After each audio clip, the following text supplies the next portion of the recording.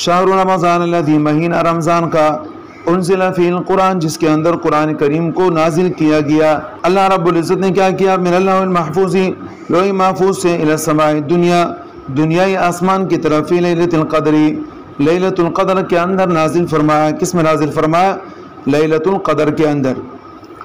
کہتے ہیں دیکھیں لوح محفوظ سے آسمان دنیا کی طرف لوح محفوظ سے آسمان دنیا کی طرف ایک مرتبہ اللہ پاک نے نازل فرمایا اتارا ہے.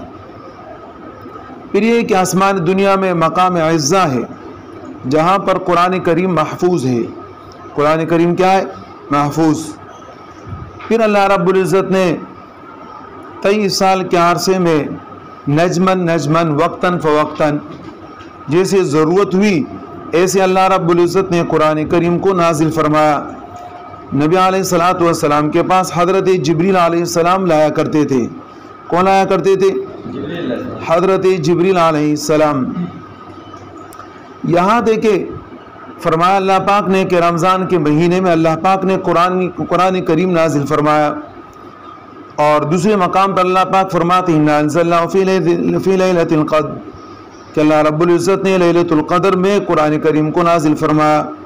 یہاں پر کیا ہے؟ اللہ رب العزت نے رمضان کے مہینے میں قرآن کریم کو نازل فرمایا. اور دوسری مقام پر کیا ہے کہ اللہ رب العزت نے لیلۃ القدر میں قرآن کریم کو نازل فرمایا جیسے کہ اللہ پاک فرماتے ہیں انا انزلناہ فی لیلۃ القدر.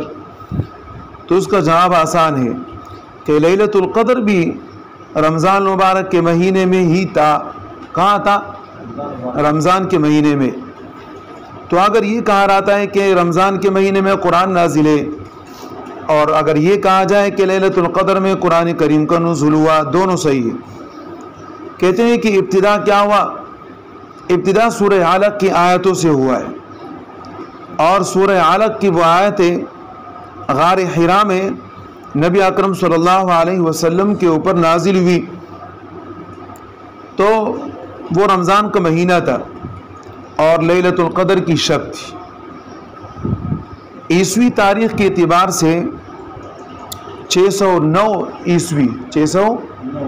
عیسوی میں قرآن کریم کا نزول ہوا ہے. ہدا قرآن کریم کیا ہدایت ہے؟ رمضان کا مہینہ وہ ہے جس کے اندر اللہ پاک نے قرآن کریم کو نازل فرمایا. ہدا حال، اس حال کے اندر کی یہ ہدایت ہے. اس حال کے اندر کی کیا ہے؟ ہدایت ہے. یہ ہدایت ہے کس طریقے سے؟ اس حال کے اندر کی ہدایت ہے یعنی ہادی من الضلالۃ گمراہی سے راہ راست کی طرف لے جانے والا ہے. للناس لوگوں کے واسطے وبینات آیات واضحات اور واضح آیتیں. کون سی آیتیں؟ یہ جو واضح آیتیں ہیں تو یہ واضح آیتیں بھی کس کے؟ من الہدا ہدایت کے ہیں. صاحب جلالین فرماتے ہیں من الہدا کے بعد مما یہدی الی الحق، مما یہدی الی الحق کہ جو جاتی ہے کس کی طرف؟ حق کی طرف جاتی ہے. پھر فرمایا کہ حق کیا ہے؟ من الاحکام، حق سے مراد کیا ہے؟ احکام شریعت ہے. کس کیا مراد اسے؟ احکام شریعت. ومن الفرقان، اور جناب یہ قرآن کریم کس میں سے ہے؟ فرقان میں سے. مما یفرق بین الحق والباطل کہ جو حق اور باطل کے درمیان امتیاز پیدا کرتا ہے. کس کے درمیان؟ امتیاز پیدا کرتا ہے، جدائی پیدا کرتا ہے.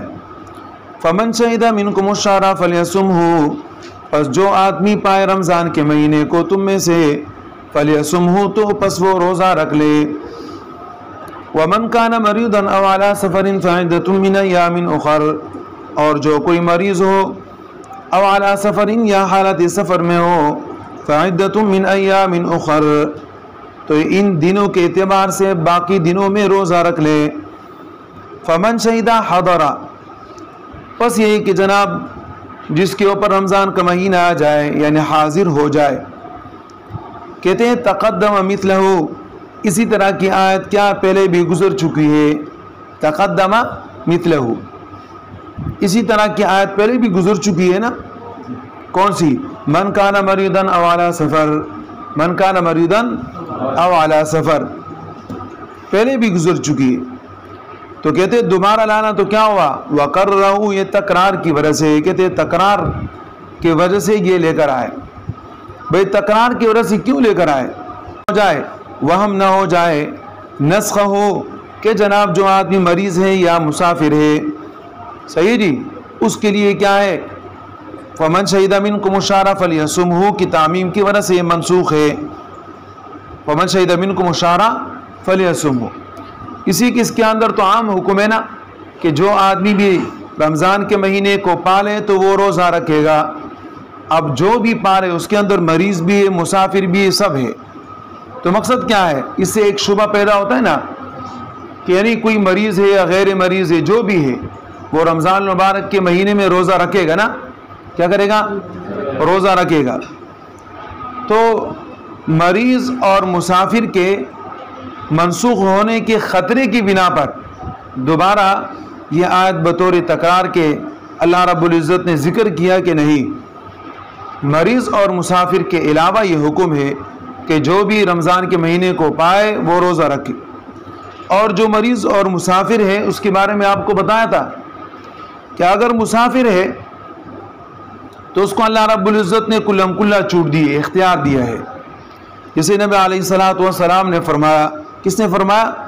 نبی اکرم صلی اللہ علیہ وسلم نے، کیا سفر قطعۃ من العذاب، کہ سفر عذاب کا ایک ٹکڑا ہے.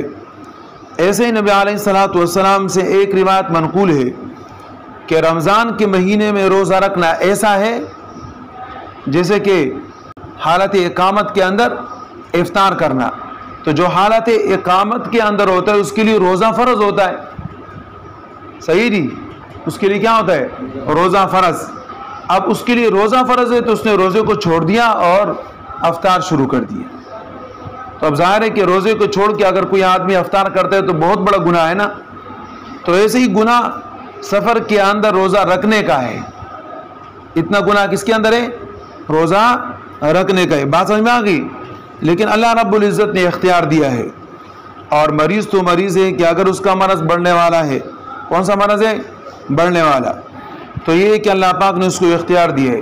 من شہید منکم الشہر فلیصموا یرید اللہ بکم اليسر، اللہ پاک چاہتے ہیں تمہارے اوپر آسانی کو، ولا یرید بکم العسر، نہیں چاہتے اللہ پاک تمہارے اوپر تنگ دستی کو، تکلیف کو، مشکل کو، مصیبت کو.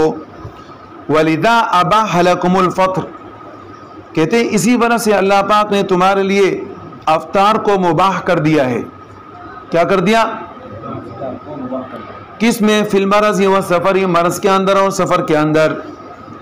وَلِكَوْنِ ذَلِكَ فِي مَعْنَى الْعِلَّةِ أَيْزَا لِلْأَمْرِ بِالصَّوْمِ، اور کہتے ہیں وَلِكَوْنِ ذَلِكَ، اور اسی وجہ سے یہ یرید اللہ بکم اليسر علت کے معنی میں ہے، فی معنی العلت، کس کے معنی میں؟ أَيْزَا لِلْأَمْرِ بِالصَّوْمِ، کہ جو اللہ رب العزت نے حکم دیا روزہ رکھنے کا. تو مقصد یہ ہے کہ یہ حکم کیا ہے؟ یہ تکلیف والا حکم نہیں، یہ آسانی والا حکم ہے. تو آسانی والے حکم کے اندر آپ کو حالت مرض میں اور حالت سفر میں روزہ نہ رکھنے کی چھوٹ اللہ نے عطا فرمائی. عطف علیہ، اور کہتے ہیں کہ جناب یرید اللہ بکم اليسر، اس کے اوپر وَلِتُكْمِلُوا الْعِدَّةَ کا عطف بھی کیا گیا ہے. تُكْمِلُوا الْعِدَّةَ یہ جملہ انشائیہ ہے. من شہید منکم الشہر فلیصمہ جملہ خبریہ ہے.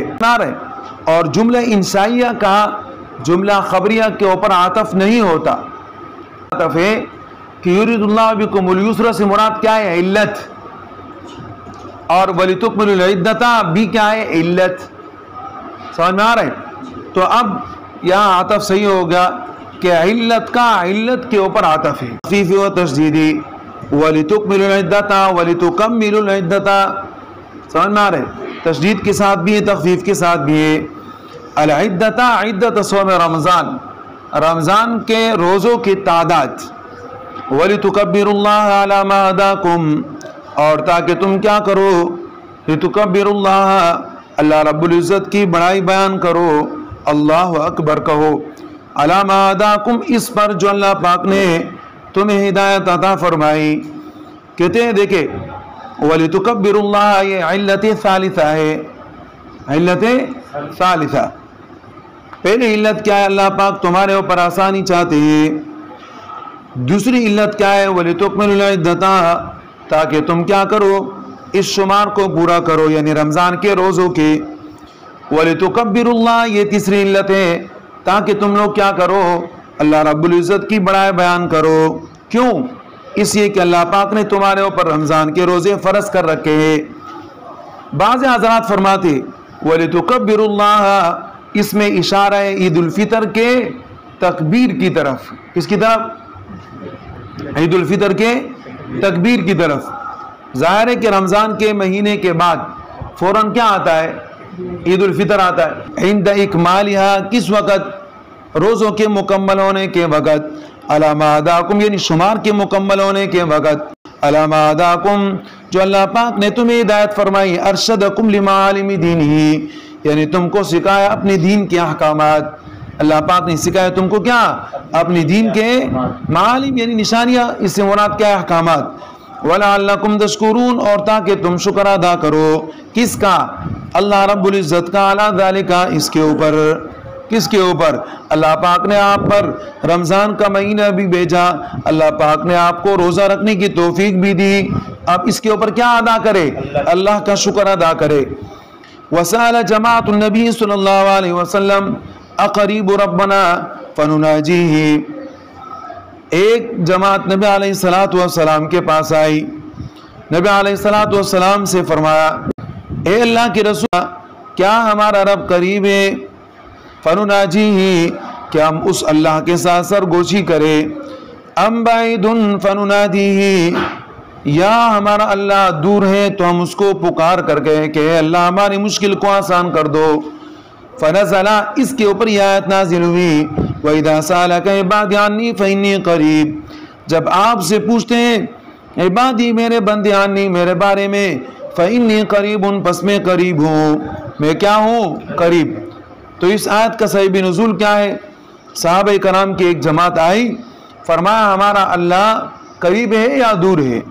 اگر قریب ہے تو ہم سرگوشی کریں، زور سے نہ پکاریں، اور اگر دور ہے تو ہم کیا کریں؟ زور سے پکاریں۔ اللہ رب العزت نے اس کے اوپر یہ آیت نازل فرما دی کہ جب آپ سے میرے بندے میرے متعلق پوچھتے ہیں فإنی قریب، پس میں قریب ہوں، میں کیا ہوں؟ قریب۔ قریب کا معنی کیا؟ منہم بعلمی، منہم بعلمی، میں اپنے علم کے ساتھ ان کے قریب ہوں۔ اخبرہم بذالک، اے پیغمبر ان کو اس بات کی خبر دیجئے۔ اجیب دعوت الداعی، میں قبول کرتا ہوں دعوی، دعا کو، میں کیا کرتا ہوں؟ دعوی، دعا کو، داعین، دعا کرنے والی کی، اذا دعانی، جب وہ دعا کرتا ہے، جب وہ کیا کرتا ہے؟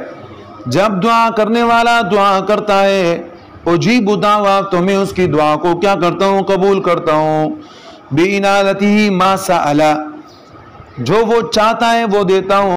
فَلْيَسْتَجِيبُوا لِي، دعائی بِطَاعَتِي، پس میری کیا کرو؟ میری بات مان لو۔ وَلْيُؤْمِنُوا بِي، اور مجھ پر ایمان رکھو، مجھ پر ایمان رکھو۔ تو کہتے ہیں کہ ایمان تو ان کا پہلے سے بھی تھا نا، صحیح نہیں؟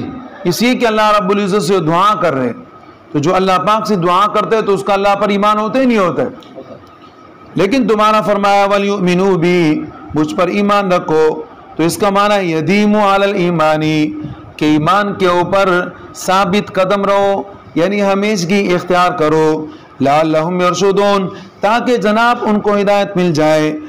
احل لکم لیلۃ الصیام الرفث الی نسائکم، حلال کیا گیا تمہارے لیے لیلۃ الصیام، رمضان کی راتوں میں، الرفث الی نسائکم، بے حجاب ہونا اپنے عورتوں کی طرف، ہن لباس لکم انتم لباس لہن، وہ تمہارے لباس ہے اور تم ان کے لیے لباس ہو، وہ تمہارے لیے کیا ہے؟ کپڑا ہے، تم ان کے لیے کپڑا ہو، تمہاری عزت تم ان کی عزت ہو۔ علم اللہ، اللہ پاک جانتے ہیں، انکم کنتم تختانون، کہ تم خیانت کرتے ہو، انفسکم، اپنے آپ کے ساتھ، سمجھ میں آیا؟ فتاب علیکم، بس اللہ پاک تمہاری طرف متوجہ ہو گئے، وعفا عنکم، اور تم سے درگزر کر دیا، فالآن باشروہن، پس آپ کیا کرو؟ جمع کرو اپنی عورتوں کے ساتھ. وابتغوا تلاش کرو ما کتب اللہ لکم جو اللہ پاک نے تمہارے لیے مقدر کر رکھا ہے. وکلوا واشربوا کھاؤ اور پیو حتی یتبین یہاں تک کہ ظاہر ہو جائے لکم الخیط الابیض من الخیط الاسود من الفجر صبح صادق کے وقت سفید داری کالی داری سے. ثم اتموا الصیام الی اللیل پھر اس کے بعد روزہ مکمل کرو رات تک. ولا تباشروہن اور مباشرت مت کرو اپنے عورتوں کے ساتھ. وانتم عاکفون فی المساجد اس حال کے اندر کہ جب تم لوگ مسجد کے اندر ہو. جب تم لوگ کہاں پر ہو؟ مسجد کے اندر. احل لکم لیلۃ الصیام حلال کیا گیا تمہارے لیے رمضان کی شب میں. رمضان کی شب میں لیلۃ کے اوپر نصب ہے. بعض لوگوں نے کہا کہتے ہیں کہ لیلۃ کے اوپر جو نصب ہے یہ احل کی وجہ سے. اس کی وجہ سے احل کی وجہ سے. بعض لوگوں نے کہا کہ نہیں لیلہ کے اوپر جو نصب ہے یہ احل کی وجہ سے نہیں ہو سکتا. کیوں نہیں ہو سکتا؟ وجہ بتا دی.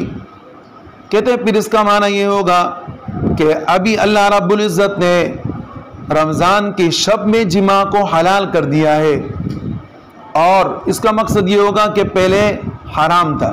پہلے لیکن حقیقت یہ ہے کہ پہلے حرام نہیں تھا. حقیقت یہ ہے کہ پہلے حرام نہیں تھا. واقعہ اس طریقے سے تھا کہ افطاری کرنے کے بعد اگر کوئی معمولی وقت کے حساب سے بھی سو جائے تو پھر اس کے بعد اس کے لیے جماع کرنا حرام تھا. لیکن اگر کوئی افطاری کے بعد نہ سوئے تو اس کے لیے جماع کرنا حرام تو نہیں تھا، حلال تھا. صحیح جی. تو اگر لیلہ کو احلہ کیا بنائے؟ احلہ کی وجہ سے منسوب بنائے تو پھر اس کا معنی یہ ہوگا کہ اس وقت اللہ رب العزت نے تمہارے لیے جماع کو رمضان کی شب میں حلال کر دیا ہے اور اس سے پہلے حرام تھا جبکہ پہلے حرام نہیں تھا. بات سمجھ میں آ گئی؟ اسی کہتے ہیں کہ جناب لیلہ کا نسب احلہ کی وجہ سے نہیں ہے. پھر اس طریقے سے بعض لوگوں نے کہا کہ لیلہ کا جو نسب ہے الرفث کی وجہ سے ہے. کس کی وجہ سے ہے؟ رفث. بات سمجھ میں آ گئی؟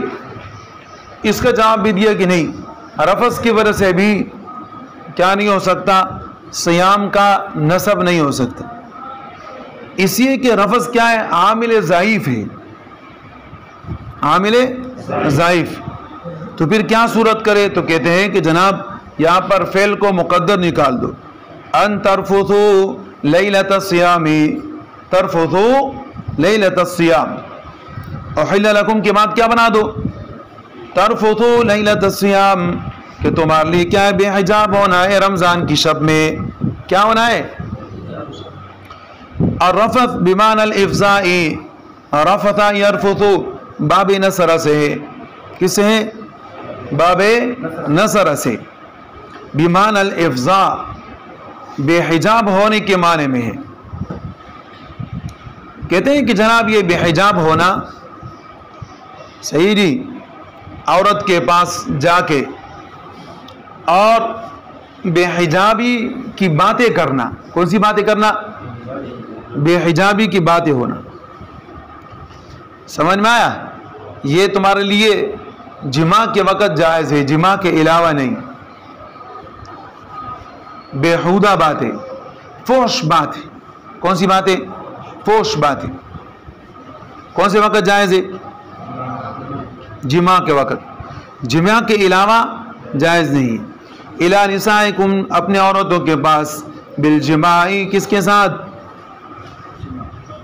جماع کے وقت. نزل نسخا لما کان فی صدر الاسلام من تحریمی. کہتے ہیں کہ یہ آیت نازل ہوا نسخا اور اس آیت نے کیا؟ نسخا اس آیت نے نسخ کر دیا. نسخا کیا کر دیا؟ نسخ کر دیا.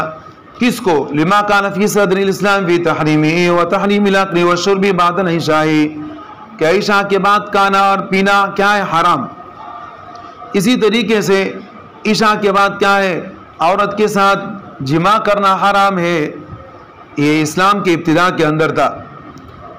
تختانونا کا ترجمہ کیا تخونونا، حالانکہ تختانونا باب افتعال سے ہے. کس سے مولوی صاحب؟ باب افتعال سے، اور باب افتعال سے مجرد کا صیغہ ہے، لیکن اس کے باوجود تختانونا انفسکم کی طرف متعدی ہے. اب یہ کہ جناب دیکھیں تختانونا باب افتعال سے تو ہے، مجرد بھی ہے، بلکہ مراد کیا ہے کہ اس کے اندر بہت زیادہ خیانت ہے. بہت زیادہ کیا ہے؟ خیانت، یعنی خیانت کے اندر مبالغہ ہے. اور کثرت خیانت جو ہوتا ہے یہ خود بخود دوسری چیز کی طرف کیا ہوتا ہے مولوی صاحب؟ متعدی ہوتا ہے. انکم کنتم تختانون انفسکم، کہ تم کیا کرتے؟ خیانت کرتے ہو. انفسکم اپنے آپ کے ساتھ، یعنی بالجماع لیلۃ الصیام، جماع کر کے رمضان کی شب میں. وقذلک لعمر وغیرہ رضی اللہ تعالی عنہم واعتذروا الی النبی صلی اللہ علیہ وسلم. کہتے ہیں یہ واقعہ حضرت عمر اور حضرت عمر کے علاوہ پیش آیا، انہوں نے اس طریقے سے کیا، جماع کیا. پھر بعد میں آئے نبی علیہ السلام سے معذرت کی. واعتذروا الی النبی صلی اللہ علیہ وسلم، نبی علیہ السلام سے کیا کی؟ معذرت کی. صحیح ہے. جب معذرت کی فتاب علیکم، اللہ پاک نے ان کو کیا کر دیا؟ معاف کر دیا. یعنی قبل توبتکم، اللہ پاک نے تمہارے توبے کو قبول کر دیا. وعفا عنکم، اور تم سے درگزر کر دیا. فالآن، پس اب، اذا احل لکم، کہ جب تمہارے لیے حلال کیا گیا ہے، صحیح جی، باشروہن، جامعوہن، تو جماع کرو. وابتغوا، اطلبوا، اور طلب کرو، ما کتب اللہ لکم، جو اللہ پاک نے تمہارے لیے لکھا ہے. ای اباحہ من الجماع، یعنی یہ کہ جائز ہے جماع کرنا. جائز ہے کیا؟ او قدرہ من الولد، یا ولد مقدر کو طلب کرنا جائز ہے. وَقُلُوا وَاشْرَبُوا، کھاؤ اور پیو. اللیل کلہ، ساری کی ساری رات. حتی یتبین، یظہر، یہاں تک کہ ظاہر ہو جائے. لکم، تمہارے لیے. الخیط الابیض من الخیط الاسود من الفجر، سفید داری. من الخیط الاسود، کس سے؟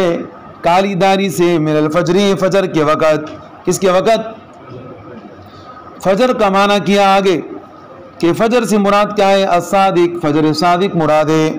اسی کہ فجر دو قسم پر ہے نا، ایک فجر کاذب ہے، دوسرا فجر صادق ہے. تو کہتے ہیں کون سا فجر مراد ہے؟ کہتے ہیں فجر صادق مراد ہے. یہاں یہ بتانا چاہ رہے بیان للخیط الابیض، کہتے ہیں فجر صادق کیا ہے؟ یہ بیان ہے خیط ابیض کا، یعنی دو کون سی داری؟ سفید داری. سفید داری سے مراد کیا ہے؟ فجر کا وقت. سمجھ میں آ رہا ہے؟ اس کے بعد کیا ہے؟ من الخیط الاسود، وبیان الاسود محذوف، اور کہتے ہیں خیط اسود کا بیان کیا ہے؟ محذوف ہے. فجر ذکر کیا لیکن شام ذکر نہیں کیا. ای من اللیل، وہ کون سا ہے؟ رات ہے. وہ کون سا ہے؟ رات.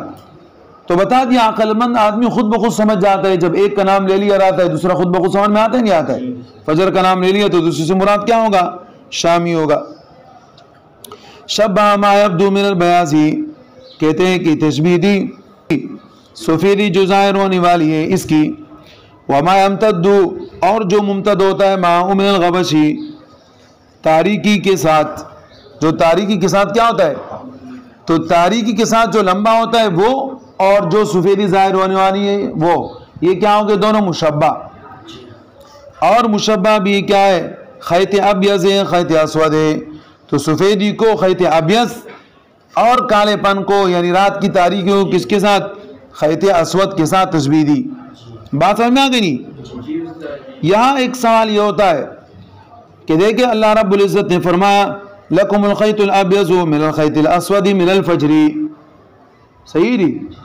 کہتے ہیں کہ فجر کا ترجمہ کیا صاحب جلالین نے صادق سے، جبکہ داری کا لمبا ہونا، داری کا لمبا ہونا وہ صبح کاذب کے اندر تو آسانی کے ساتھ ہوتا ہے، اور صبح صادق کے اندر بڑی مشکل سے ہوتا ہے.